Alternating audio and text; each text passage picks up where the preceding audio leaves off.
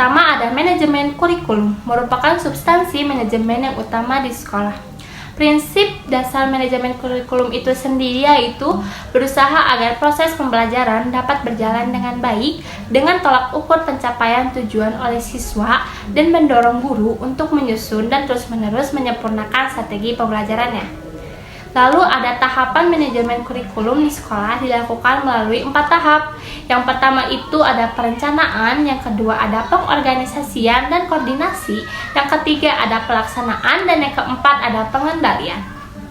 Yang kedua ada manajemen kesiswaan, terdiri dari 4 prinsip dasar juga, yaitu yang pertama ada siswa harus dilakukan sebagai subjek dan bukan lagi sebagai objek, yang dimana itu harus didorong untuk berperan dalam setiap perencanaan dan pengambilan keputusan yang terkait dengan kegiatan mereka.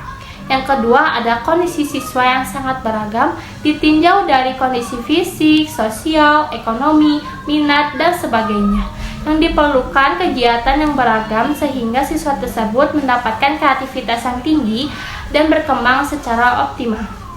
Lalu yang ketiga ada siswa hanya termotivasi belajar jika mereka menyenangi apa yang diajarkan. Yang keempat ada pengembangan potensi siswa tidak hanya menyangkut ranah kognitif, tetapi juga ranah afektif dan psikomotor. Yang ketiga ada manajemen personalia.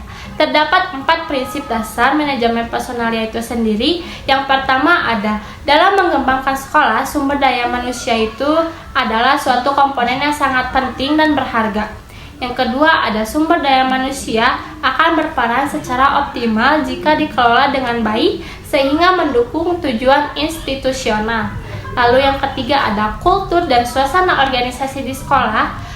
Berperilaku manajerial sekolah sangat berpengaruh terhadap pencapaian tujuan pengembangan sekolah.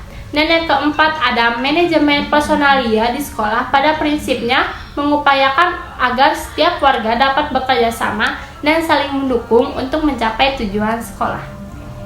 Yang keempat itu ada manajemen keuangan, yang dimana manajemen keuangan ini pencapaian efisiensi dan efektivitas yang di samping itu mengupayakan ketersediaannya dana yang memadai untuk kebutuhan pembangunan maupun kegiatan rutin operasional di sekolah.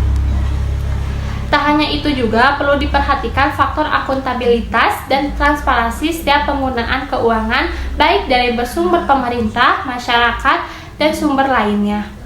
Yang kelima ada manajemen perawatan preventif sarana dan prasarana sekolah.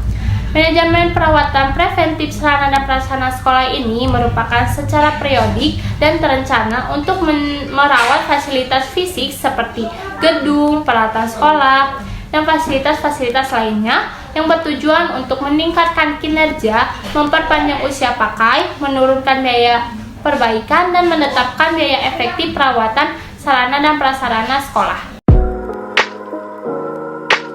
Pertama ada tenaga pendidikan, karena tenaga pendidik ini sangat berpengaruh dalam cara menyampaikan materi kepada siswa dan siswinya. Lalu yang kedua ada kurikulum, karena merupakan seperangkat pengaturan dan rencana mengenai tujuan, isi, dan materi pelajaran serta cara yang digunakan sebagai pedoman kegiatan pembelajaran guna mencapai tujuan pendidikan. Lalu yang ketiga ada siswa. Siswa itu sendiri karena dapat mengembangkan potensi diri melalui proses pembelajaran pada jalur pendidikan, baik pendidikan informal, pendidikan formal, maupun pendidikan non-formal. Untuk sistem manajemen sekolah itu sendiri, yaitu sistem manajemen sekolah mengelola dalam suatu kebutuhan sekolah yang bisa digunakan dan diakses oleh seluruh warga sekolah. Faktor-faktor yang menyebabkan suatu sekolah dikategorikan berhasil dilihat dari sisi manajemen sekolah, ditentukan oleh faktor pendidik dan tenaga kependidikan, kurikulum, konteks atau lingkungan, peserta didik, dan proses pembelajaran. Contoh nyatanya itu bila siswa sudah memahami dan bisa menerapkan dengan materi yang sudah dipaparkan, maka pendidik telah berhasil dalam menjalankan tugasnya dengan memaparkan materi dengan sangat baik.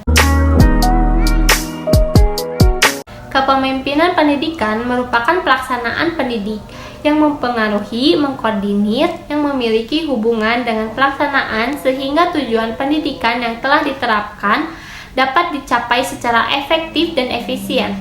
Lalu untuk kepala sekolah dan guru, karena mereka dapat mempengaruhi dan mengkoordinir dalam mencapai tujuan sekolah. Dengan bekerja sama antara kepala sekolah dengan guru, lalu guru juga bisa bekerja sama dengan orang tua murid, bertanggung jawab sesuai dengan tujuan yang akan dicapai. Menurut saya itu sangat bermakna karena guru tidak selalu berhadapan dan mengajar dengan murid, tetapi juga guru juga bisa melaksanakan manajemen sekolah yang dimana berpengaruh dalam mengembangkan potensi sekolah dan siswa, koordinasi dengan kepala sekolah untuk mencapai tujuan yang telah ditetapkan.